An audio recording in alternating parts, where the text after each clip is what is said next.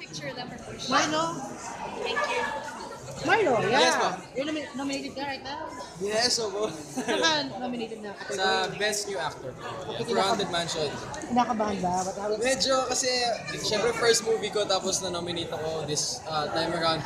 So syempre, nakakaba kasi ilan pa kami, mga 7 kami naglalaban. Right. So lahat naman kami alam ko naman na nag-effort talaga sa mga kanya-kanya pelikula. Yeah, Marlo, what makes you busy right now? Ngayon, everyday po, field reporter and host po ako sa mga Nag-iba, ganda. nag-host ka. Yes, so naging ganun na ako. And sometimes, nasasalamat talk din ako, host din ako, and sa Chris TV. Ano feeling mo na hosting kaya ka na linya?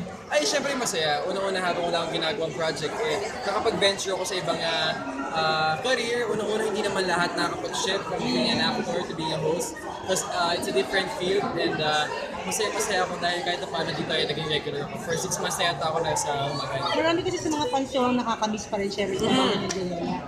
May chance ka bang magkatambal uli? Or Ayun ako, syempre sa naman, project na... and actually, meron kaming ginagawa ngayon ni Janela dahil meron kaming entry sa Imigan Dog P-Pop Love Songs. Okay. Meron kaming ang kanta namin yung Mananatili na kinong-post ni Francis Luis Salazar, yung nagpo-post ng aming kanala. So, magandang opportunity sa amin to una sa mga nag-aabang sa amin dahil first time duduet na kami and it's a big event, so magko-compete kami, so sana manalo kami. Magkakapit kayo? Yes, Magkakabang kayo magko-compete kami sa ibang mga Ibang ibang okay.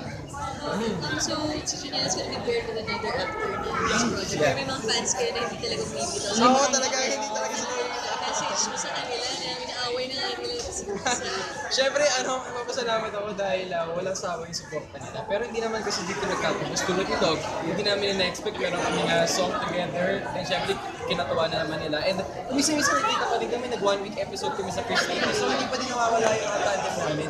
For the meantime na naman po siguro.